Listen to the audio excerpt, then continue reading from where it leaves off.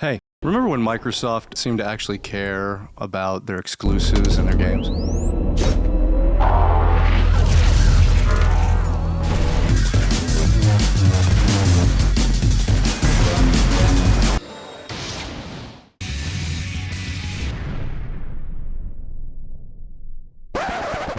Okay, maybe not that last one.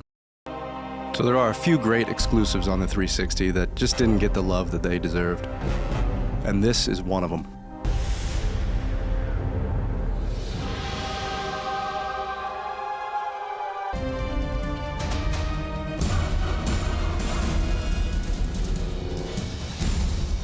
Now, why did I like this game? Oh yeah. 99 Nights, or N3 as it's also known, is a hack and slash RPG released exclusively, yes, exclusively for the Xbox 360 back in 2006. If you've ever played a Dynasty Warrior game, then you pretty much already know what you're getting into, mowing down thousands and thousands of enemies. There are some subtle differences, but the basic premise is still the same. As you defeat enemies, you build up special meters to unleash even more destruction. Tactical nuke incoming! And this is really what sets N3 apart from other Dynasty Warriors type games. I mean, watch this.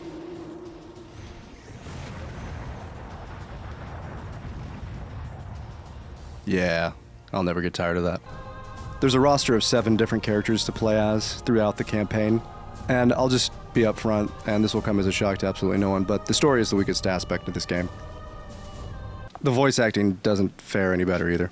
Going to become a mercenary? Here's some friendly advice. You should think twice about that. I did enjoy seeing each character's perspective throughout the story, though.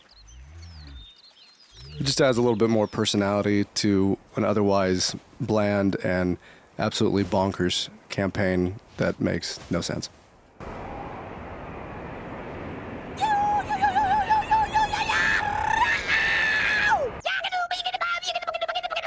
Before each battle, you're given a brief synopsis of the story so far, as well as being able to pick some AI companions to accompany you. Now, I say AI as generous as I can because there's not very much it's more just artificial.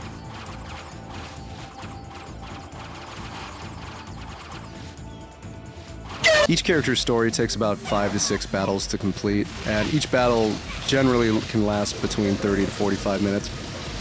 As you level up, not only do your stats increase, but the combos you have access to get more wild and wacky. One of the best parts is just how wildly different each character plays compared to one another. All the characters have some cool niche that makes them rewarding to play as. So basically, no two characters feel alike.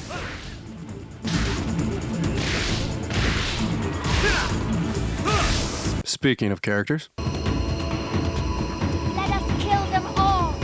If just one escapes, they'll be back 100-fold. Infy's the first character you get to play as, and she is a literal psychopath. Let a single one live.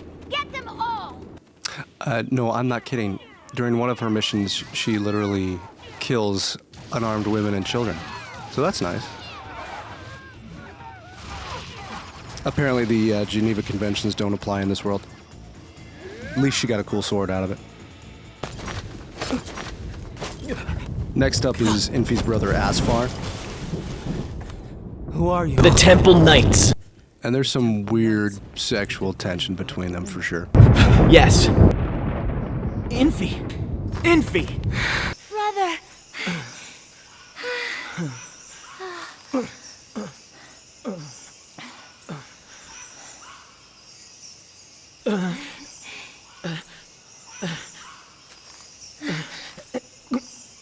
Just kiss already! Asfar. I wouldn't trust him as far as I can throw him. Ha! Get it! Maifi is your typical bruiser character, but he's probably got the coolest moveset in the whole game.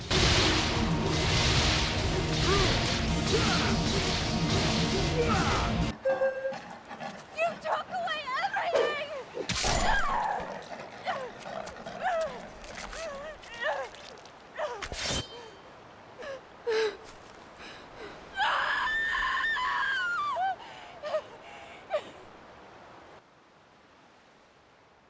Next we got Tiuru, and she's pretty much the gender-swapped version of Sora.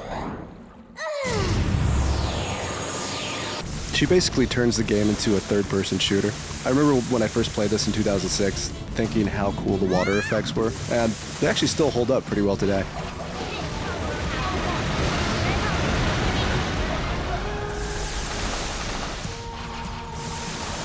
Once she hits a certain level, she pretty much just becomes the AC-130 gunship killstreak from Call of Duty.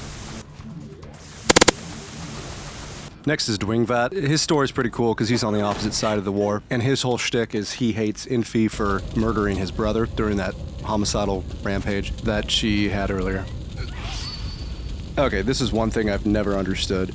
When the hero sacrifices themselves by getting in front of like a sword or something like this. Like, dude, what's stopping her from just killing the person she was going to kill to begin with? I don't know, just always grinds my gears. See the power of the goblin and be afraid!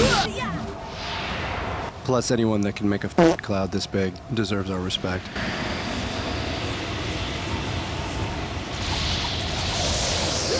Next up is Jesus Wick. I mean, Claron. He's a priest, but he's also a fighter. It's finally begun. If this is your will, I will serve.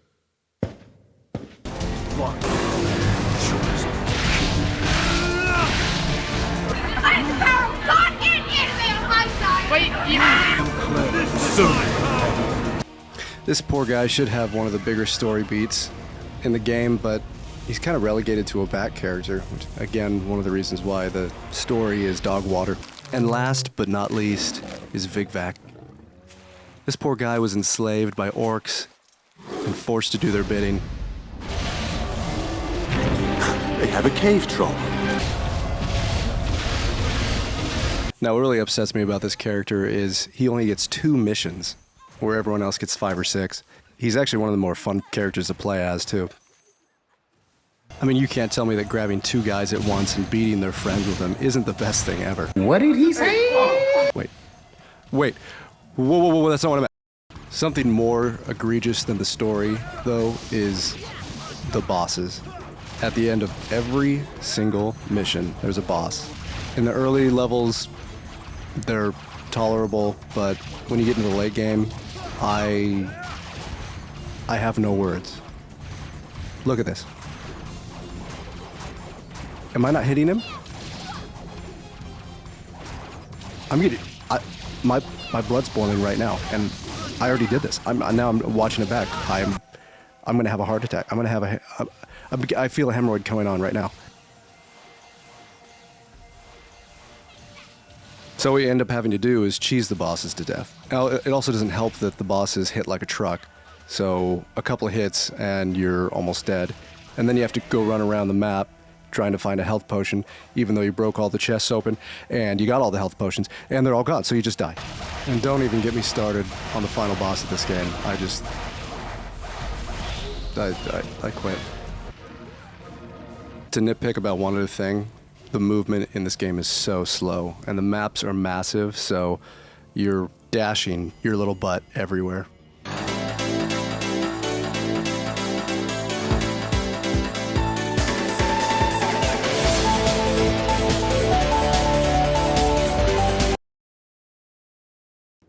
Yet, despite all its flaws, I can't help but love this game.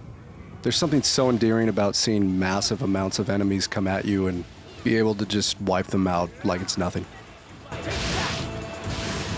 am Ashmore of the Temple Knights. Here I come. Here I won't ever forget playing this game for the first time and in one of the first missions seeing a horde of enemies coming through the mists at you. It's a subtle detail, but it just makes it that much cooler. In fact, one of my favorite gaming memories is from this mission here. You play as Maya-Fi and you're tasked with defending this bridge from thousands of enemies. Being a one-man army while you make meteors fall from the sky is just peak gaming for me.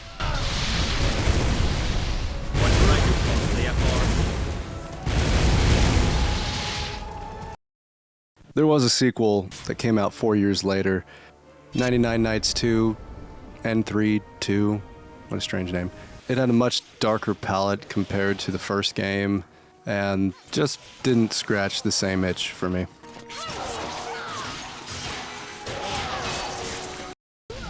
If we were to see a sequel, which I'm sure we won't, I would love to see a story that actually made sense and an expanded roster.